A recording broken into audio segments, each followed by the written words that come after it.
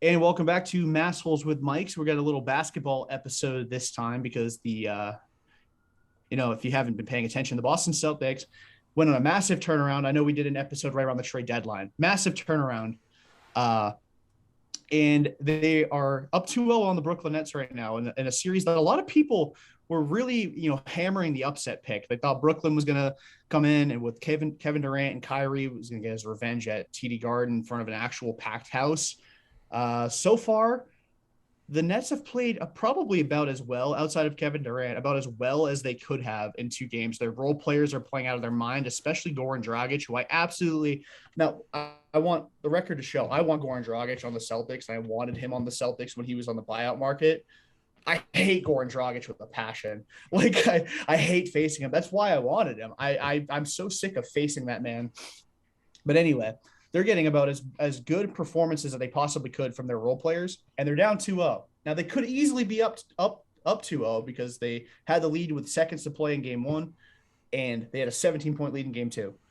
But anyway, without further ado, I should introduce you guys because I know people probably know who you are from watching the past one, but Jeremy Guerin and Patrick Mulligan are joining me today. How you guys doing?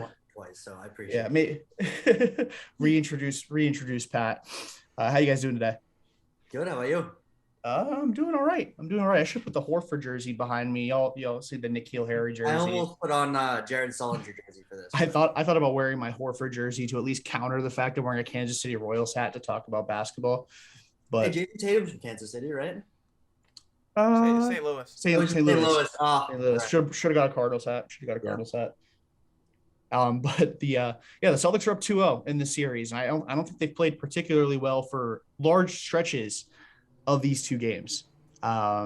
Just want to get you guys' thoughts first before I kind of go off on my little tangent. What are your guys' reactions so far to the first 2 games of the series? I'll start with Jeremy. Well, first of all, incredibly exhilarating. Both of those wins, absolutely electric. My big takeaway, and I don't know if I'm biased. I am biased, but when you watch the Celtics games with the Nets and the Bucks and the Bulls follow them, you look at that Bucks crowd and it is so sad compared to the Celtics crowd. Like, the Garden is rocking at all possible opportunities, and it is awesome to see. In terms of the games themselves, I would agree. I don't think the Celtics have played a necessarily complete game in either game so far in this series, but the fact that they're up 2-0 on, for my money, the best player in the world, and a pretty damn good one in Kyrie as a sidekick, is pretty impressive. This is not something that you would have been able to say about past Celtics teams. Past Celtics teams would have had to play absolutely perfect to beat a team like this. Most teams would have to play absolutely perfect to beat a team like this. And the Celtics have done it twice while not playing a full game in either one. I think that says a lot about their championship chances as well as just the makeup of the team itself. Yeah, I agree. How about you, Pat? I agree completely, particularly in game 2 when Bruce Brown opened up the game in a 9-0 run. I was completely dejected at that point. Just had given up. I was like, well, if Bruce Brown's never going to miss, I know KD and Kyrie aren't going to miss that many. So I pretty much chalked that game up in the first quarter just mentally. But then they weathered the storm. They came back, like you said, the role players, particularly Grant Williams, Jeremy, played a perfect game. What are you talking about? Why'd you single me out? I didn't do it. No, I totally because you don't like Grant, and I need to needle it a little bit. Still don't like Grant. I love Grant. But those guys played great.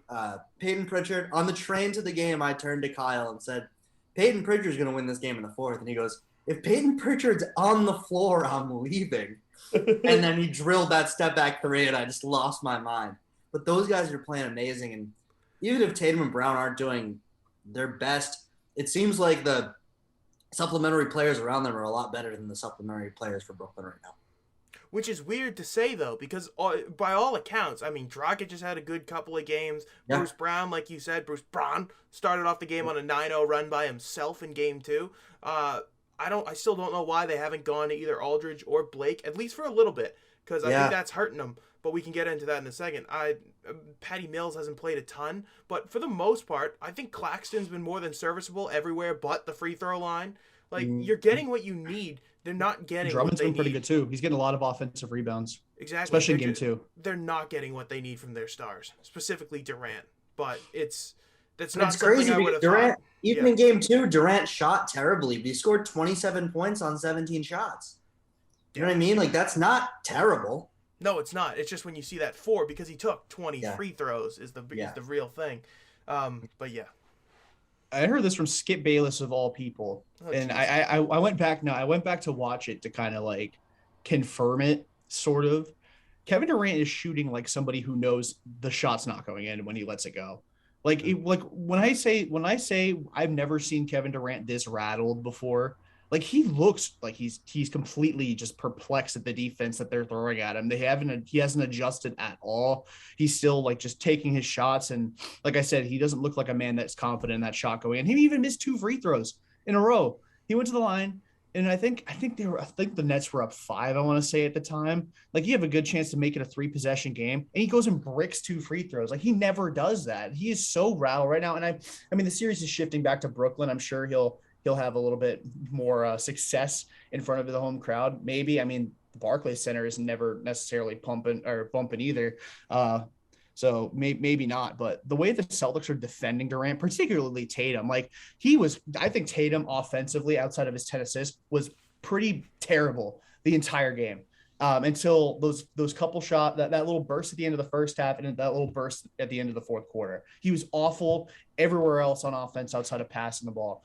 But when I say Tatum is taking that leap into becoming a top 5, maybe even top 3 player in the league right now, like you see it on nights like that. Like Jason Tatum a year ago, 2 years ago, if he's not shooting, you can basically, chalk up the game as a loss because he's not going to give you anything on defense.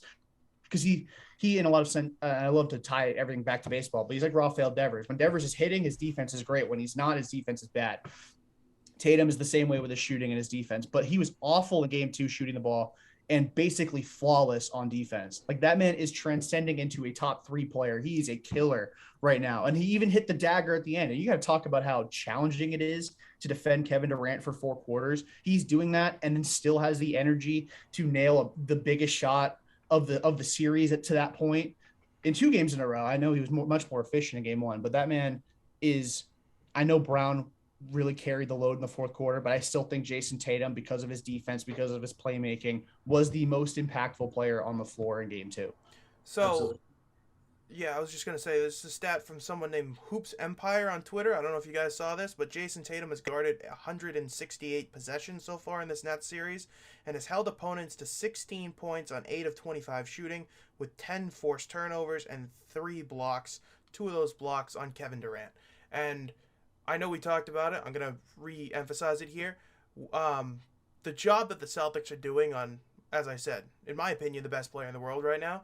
When's the last time you ever saw a Kevin Durant shot get blocked? Can you guys tell? Yeah. Like Rob had a couple of twice. them in the playoffs last year, and that's honestly the last time I can ever remember a Kevin Durant shot being blocked. For whatever reason, he is. I mean, not for whatever reason. We know he is probably the best pure scorer, maybe in the history of basketball. Definitely in the game right now. It's not even close in my opinion, and they're making him uncomfortable. Probably just because they're getting into his shorts. That's probably the best reason. They're making it physical with him. I heard it brought up. Can you remember any times that Kevin Durant drove to the bucket in the last couple of games? In game 1, he got blocked by Jaylen Brown driving to the basket, and I think since then I know he also made like a really awkward like bank shot in the first half in game 2, but he's not going to the rim. Something that I noticed a lot in game 2 was they would switch and Derek White would pick him up at the top of the elbow, like top of the key area, and Durant wouldn't try to go to the rim. He wouldn't even dribble back out. He would just sort of do that like step back fade, which normally he can hit because he's Kevin Durant. But Derek White was sliding right underneath him, and he was missing them in game 2. It was amazing. I mean, an even better example, in my opinion. I mean, my thoughts on Grant Williams are pretty clear. I know you guys like him, but he 1-on-1 Durant versus Grant. I want to say it was in the fourth quarter. Do you guys remember the possession I'm talking about where he's at the top of the key and he just dribbles it off his foot out of bounds? Yeah. When's the last time you see Kevin Durant do that? I said, it's unbelievable. He's the best player in the world. He had the worst shooting stretch of his career. Game 2. It's the most shots he's ever taken in a half without making one, I guess. Like over 10. If you have the best player in the world rattled, you never had LeBron like this. Never. You have Kevin Durant like this? Like that's impressive. And some people are saying, is this the best defense of all time? If they win a title, it arguably could be. which is impressive. It jumps It into beats like discussion with the title. The Ben Wallace Pistons. It's probably the best. Yeah, and the bad boy Especially if they Pistons. wind up taking down Milwaukee and Miami on their way there, and then take down, say, Golden like the State Suns, or the or Suns, even, yeah. or even Golden State, Philly. yeah, then it's Take- absurd. If you take Philly in the conference finals and you take out the True. second guy, the number 2 MVP candidate in Joel Embiid, I know he's hurt right now. He's got like a torn ligament in his thumb, but still, you managed to take him down and Harden. Like, that's impressive because you have to stop elite weapons in each of the rounds.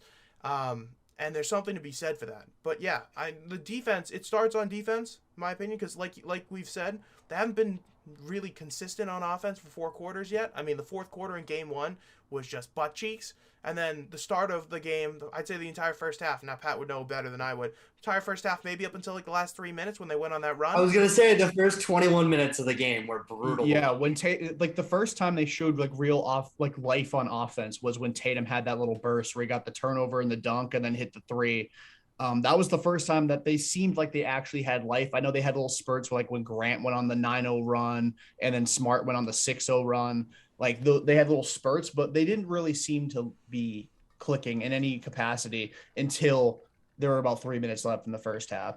And if you look at it after the Bruce, I know they got down by as many as 17, but after the Bruce Brown 9-0 run, they outscored Brooklyn by 16.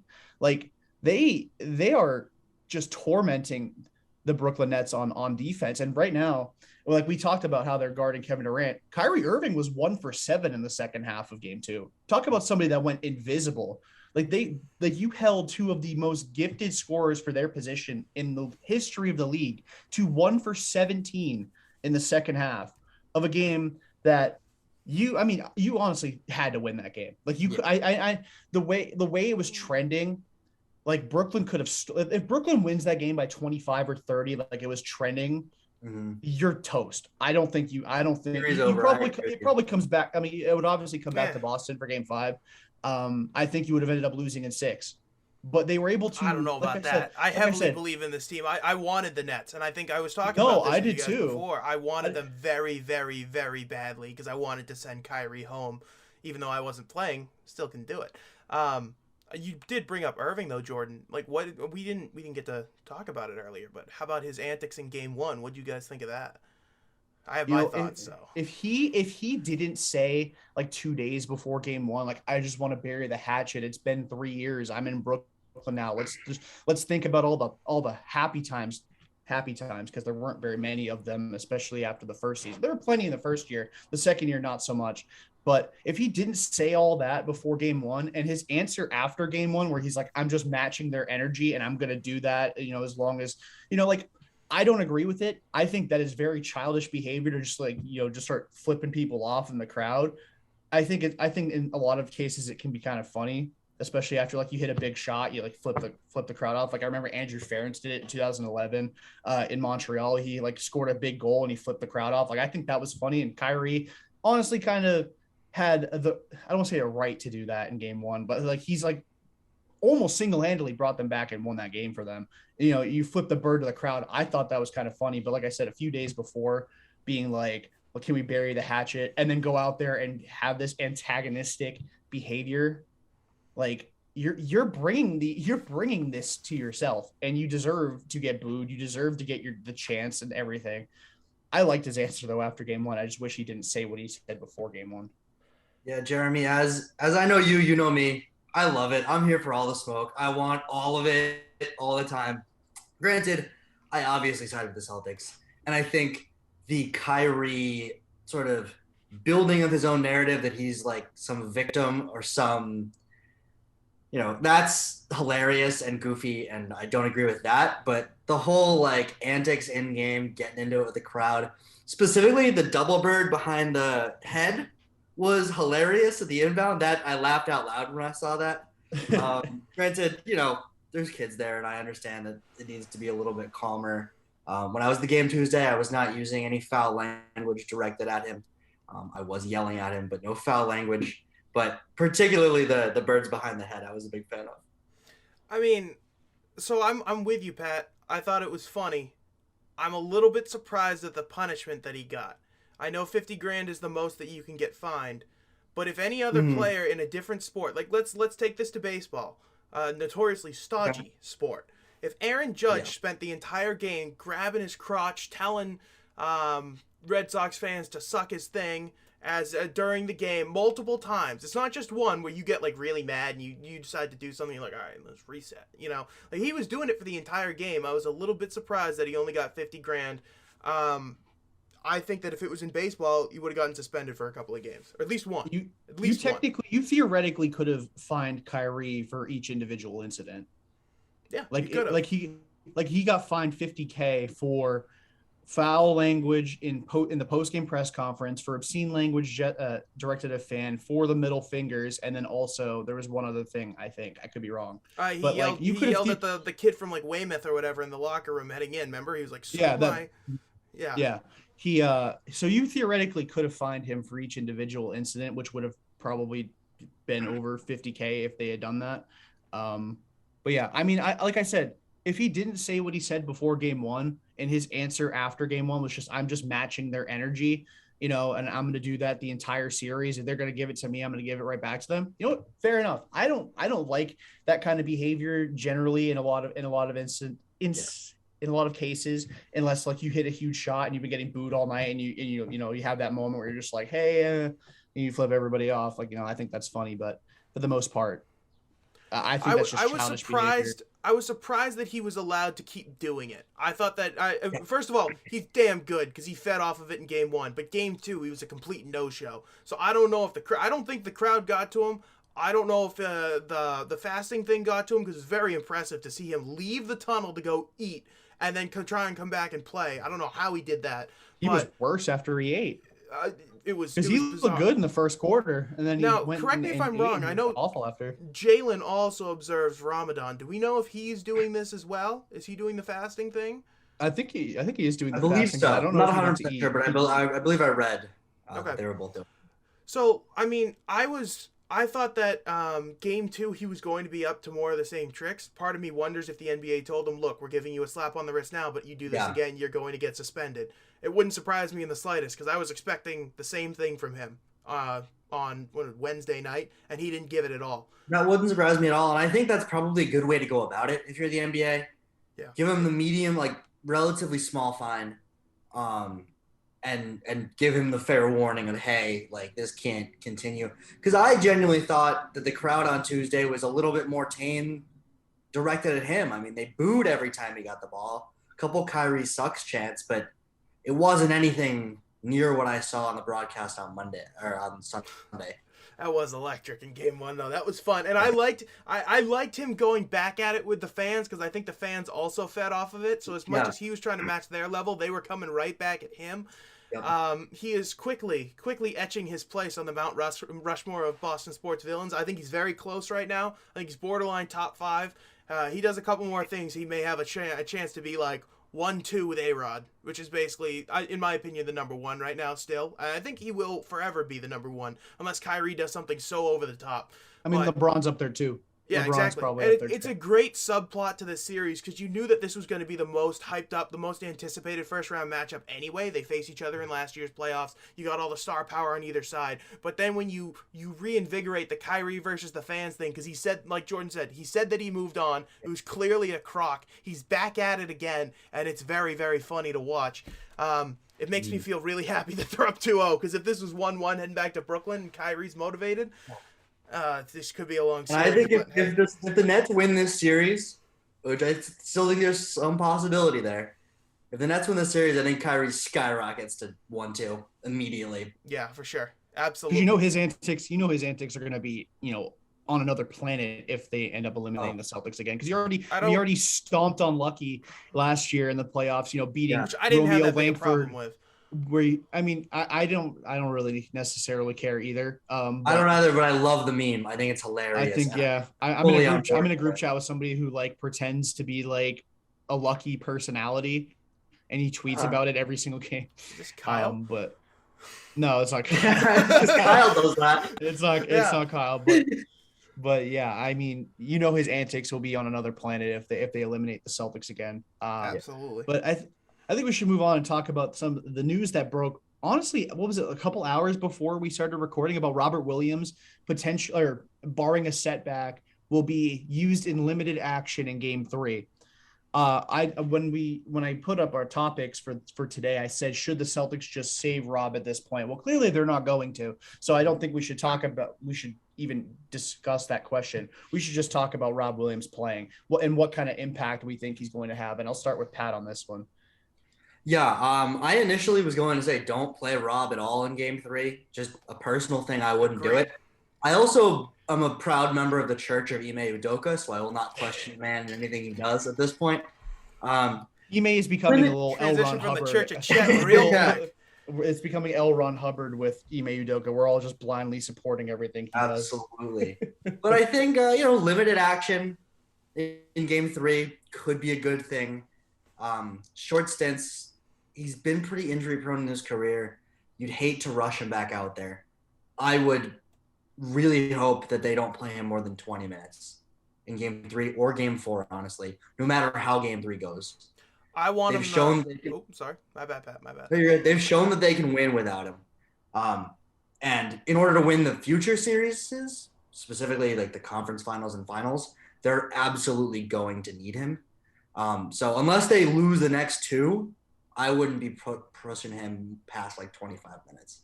I agree. I want him to come off the bench. I don't want him to start. I want him to come off the bench and play that little bit when Tatum goes out between the end of the first quarter to the beginning of the second, and then you wait him all the way until the stretch run, and if you can do it, then you play him like maybe 3 minutes and then the last 7 of the game in terms of the second half distribution. I want him on the floor for crunch time. Obviously, we know he's a big-time player. We know he's a big-time shot blocker.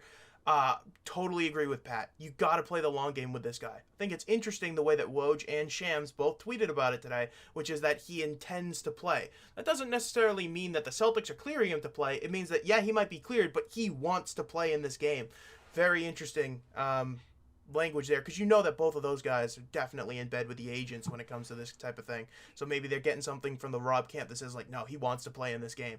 I would rather have just rested him. I'll be honest. Like, I don't want him to play. I don't want him to risk it because it's Rob. Like, the injury history is very real with this guy.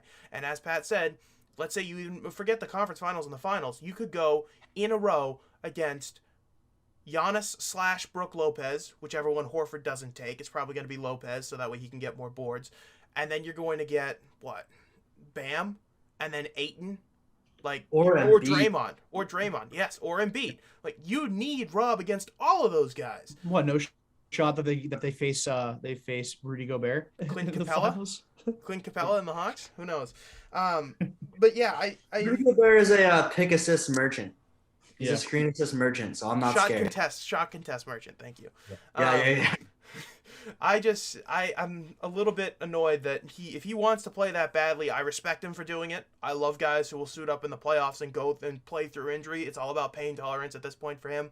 But I really hope that they still do play the long game with him and don't extend him in this Nets series because, as Pat said, I mean, Brooklyn's tiny, especially when Drummond's out there. Like, Horford has his way with Claxton. It just is what it is. Like, he can give you some solid bench minutes, but, I mean, you still have Tice. He's not great, but he's still about, I thought it was awesome in Game 50 2. to 60% of what Rob gives you. Maybe slightly more shooting upside, not as good defensively, but, I mean, it's hard to replicate when it comes to Rob. And you don't have to change your offense because Tice can kind of do the same stuff that Rob does. So please, Ime, just don't push him too hard. I need him there for the stretch run, and I need him there for the finals. Yeah, my thought process regarding Rob was that I wanted them to sit him in Game 3 and only play him in Game 4 if they lost. And that was my thought process. But I think Steve Bulpett tweeted that, if he's practicing and he's, facing contact in practice, I think Ime said yesterday, which was Thursday at the time of recording, that he's done a lot of 3-on-3 and 4-on-4 work. They said if he's practicing intensely, then there's really no added risk to putting him in a game, especially if you're being very, conservative about his minutes distribution. Like, honestly, if the way I would use Rob is obviously you want him for the final 6 minutes of the game. He should play the second half of the fourth quarter, definitely. In the first 3 quarters, I would only match him with Claxton's minutes. When Claxton comes in, you bring in Rob, and you have him play. Because, that's what? That'll probably be like 12-ish minutes in the first 3 quarters, and then you get him up to 18 minutes. I think that's a pretty fair first game back a lot of the time. I think when he had the hip injury, he came back and his minutes restriction was still like 22. I know it's a little bit of a different injury because he tore his meniscus, but if he's practicing, there is no real added risk to putting him in a game, especially with 15 to 20 minutes. But I would have held him out game 3 and only played him in game 4 if you lost. But he does have to get in there in a game at some point. Like you can't be too safe with him, because then you put yourself in a position where you could lose momentum in a series. The only thing I'm worried about is going to come back, and he's only been playing 1-on-0s, which is the first. It's freaking unfathomable that they're like he can't dress for Saturday, but he'll be in Monday. And it's also he hasn't played the entire year. He's been facing nobody in practice, but don't worry, Ben Simmons will be ready. Crossing over. It is chairs. The only thing with Rob that I worry about is conditioning. It is embarrassing, the Ben Simmons saga in Brooklyn right now, because I don't know, it's pretty funny. I don't care. No. I'm saying from their perspective, like how is he not available in game 3? You're down 2-0. You need him. You absolutely need him, because you're getting torched defensively at times. They still don't try on defense. It's the thing that we said about the Nets all year. Yeah. And exactly. And on top of that, like he's not going to be, able to go 35 minutes in game 4. Yeah. Like you're telling me that, like, even if you bring Ben Simmons off the bench, like he could absolutely suffocate, the Derek Whites of the world and Grant Williams. He could take whoever the best offensive player is on the floor still. I don't question the fact that he could probably play maybe not 100% of his defensive capability, but 75 to 80%, which is still a damn good defender. One of their best defenders by a long shot. Yeah. And on top of that, like if he can't play game 3, like you talk about somebody that's already had a bad first impression with Brooklyn because he hasn't played yet. Yeah. Like he said all during his time in Philly that he's working out and he'll be ready to go as soon as he's no longer with the Sixers. And then he misses the entire second half of the season with Brooklyn. And then now he can't play in a must-win game. Because if you lose game 3, then what's even the point of playing him in game 4? Yeah, then there's no point in bringing him back at all, because you're just risking something else. Yeah, you might as well just sit him in game 4 if you lose game 3. It's like you're at the point where he can only impact the game in the series so much if you're down 3-0. Like maybe he buys you a trip back to Boston, and I guess anything can happen once you've won a game. The whole Kevin Millar don't let us win today thing. But like the Celtics already have shown. Not in this case. In this case, that doesn't mean anything, because if they go 3 down, you know what Kyrie and KD are going to do. They're going to pack it in. The Nets seem like a team that's looking for an excuse to pack it in. And also just in basketball, that's just the game doesn't roll that way. Baseball is way more of that than basketball. I know. Or hockey. But I also want to add, and I forgot to say this earlier when we were talking about KD, that I think that, he's 33 years old. He had that Achilles injury. He battled a knee injury all season. He is definitely gassed. Like he's probably also laboring a little bit. Like that man has not faced that kind of intense defense at all this season. So he is a guy that's tired. And like you said, Jeremy, I wouldn't peg KD as somebody that would give completely mail it in. But if they're down 3-0, I could totally see him being like, what's the point? He's their only wing that can defend anyone. No. Like Bruce Brown's a guard. Yeah. Claxton's a center. He's their only wing who can guard anyone.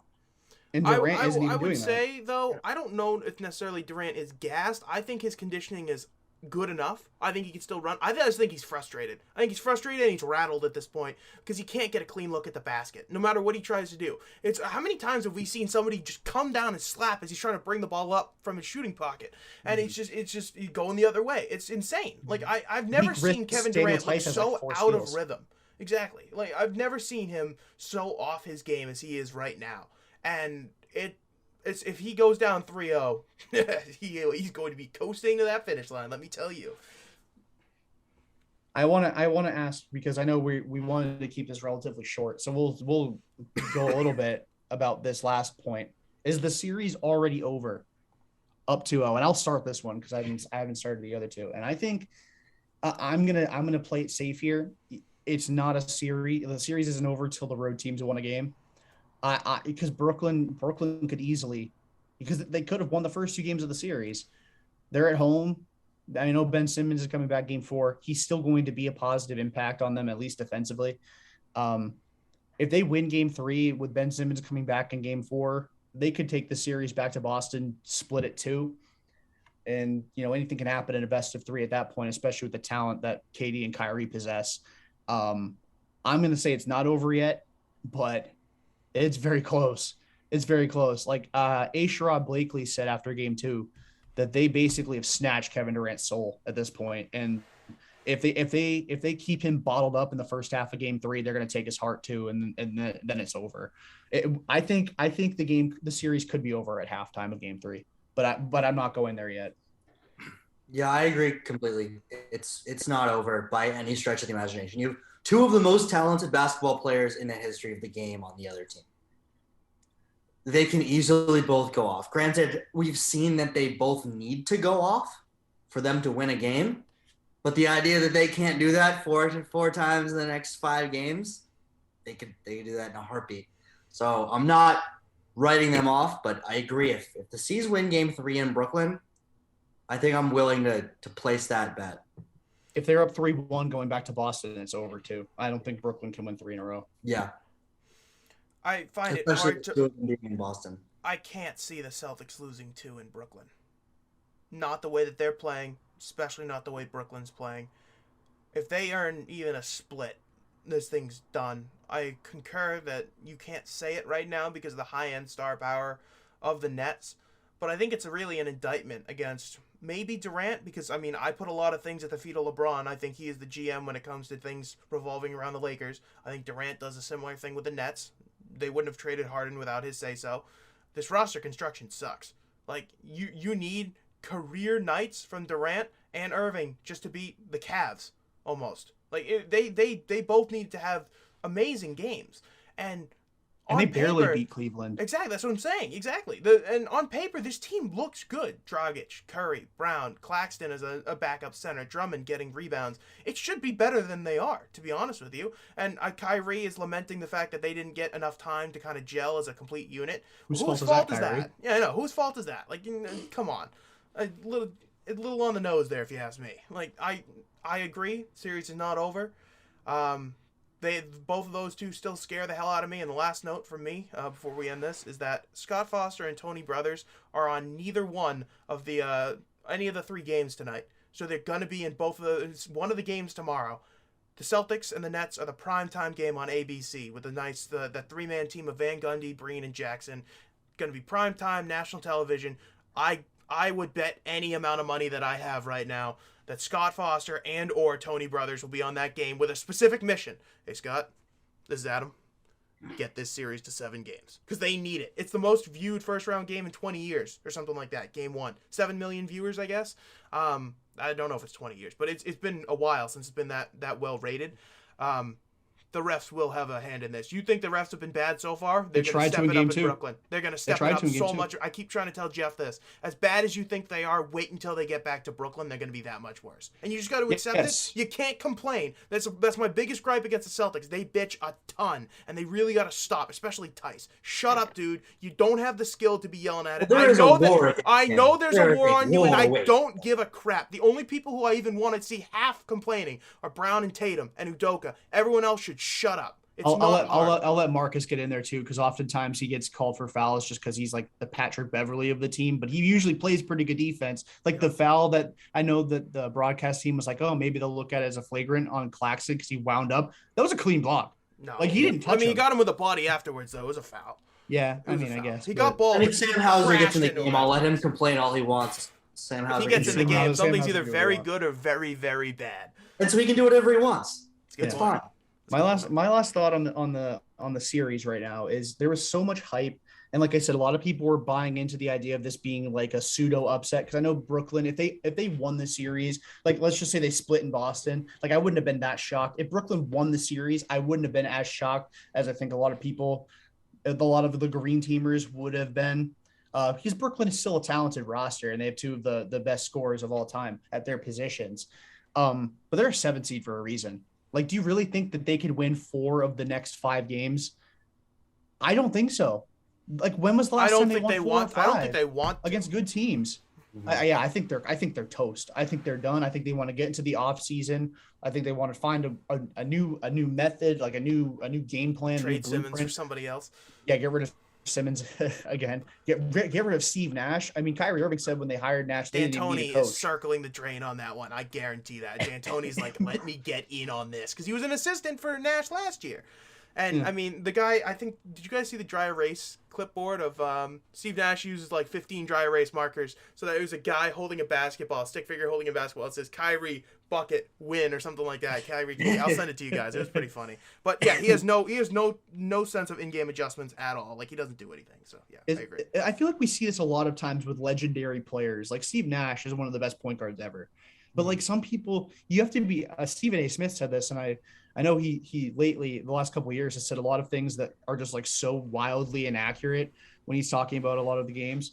But I feel like he's pretty on the nose when it comes to basketball. But he's like, you have to be a teacher to be a coach. A lot of these guys, a lot of these great players, when they become coaches, it's almost like they don't understand how people don't process the game like they did. Yeah. Like Steve Nash, one of the best point guards of all time. Analysts. An unbelievable ability to just see the floor, like be a floor general. And I don't think he understands how Kyrie doesn't just like process the game the same way. Like Kyrie's a completely different kind of point guard, also completely different kind of ego. And then on top of that, you have Durant. And I know Durant, kind of earned the right to have the ego he had because, I mean, he became the snake, the meme of like, oh, he ruined the NBA, but he ended up being the best player on those teams anyway. So I kind of respect KD in that regard, but Steve Nash just isn't a good coach. And I think a lot of these legendary players, they're just not good teachers. They are great players. They're Hall of Fame players. But when you put them in a position to teach, they could never teach me how to play basketball. He couldn't. LeBron could not get me in the NBA because LeBron can back down point guards and shoot over point guards. And it's just, I don't have that in my repertoire. So if he were to tell me to do exactly what he does in a game, I would have 0 points and 50 turnovers. And he would have no clue how on earth his expertise didn't like. Yeah. He's one of the greatest of all time. And he was like, this is just what I do, but I can't do that. Yeah. Like there's just no way that Steve Nash is a good coach. Like he's just not. I thought that copying Ime Udoka's game plan for Kyrie and KD in game 1, they did it to Jalen and Jason in game 2. Yeah, that was the only adjustment he made, and it almost worked. He was like a fine manager of the guys. Like that locker room could have been a dumpster fire all year, and he's actually done a pretty good job at that. But I would agree there. Coaching part of being a coach, he's just lacking in. He should have become an assistant first. He was not ready to become a head coach. They should have hired Udoka. I have a question for you boys. This one just popped up. It can be very quick. Yes or no? If Mike D'Antoni is the head coach of this Brooklyn Nets team, do you think this series is going a little bit differently? I think Brooklyn closes out both games. They had both games won. No. I think I agree. No, maybe a little bit differently. They don't close out both because D'Antoni still doesn't give a damn about defense, and that's his greatest indictment. True. It's always been. It's always been his greatest indictment. And if the Celtics defense is doing this to KD, all D'Antoni's coaching influence would be is the shots would be coming earlier in the shot clock than what Nash is doing. It's the only difference. It might be 1-1, but it's definitely not 0-2 the other. But in a way, I almost feel like that would help the Nets a lot more than what's happening right now because Kevin Durant fires off a 3 8 seconds into the shot clock like he wanted to do in Phoenix with those Suns teams. The double team's not there yet, and Kevin Durant over Jason Tatum is still an advantage for Kevin Durant. I mean, it hasn't been in the series, but I think that's because he's being worked too deep into the shot clock. Yeah. Any other thoughts? Any other quick thoughts before we wrap this up? Celtics at the ball. Shout out Marcus Smart and McKenna Bridges for being defensive goats and outshining the screen assist and rebound merchant that is Rudy Gobert. Shut up, stats nerds. Marcus Smart got that dog in him. That's all I can say, really. Agreed there 100%. Okay, so that'll do it for this edition of Massholes with Mikes. Thank you to Jeremy and Pat for joining us, and hopefully next time we do a basketball show, the Celtics are at least in the second round of the playoffs. Robert Williams is still healthy. Daniel Tice only is averaging 3 fouls a game, and Jason Tatum gets back to shooting 60% from the floor. But yes, yeah, so like I said, that'll do it, and have a great rest of your day, guys. Peace.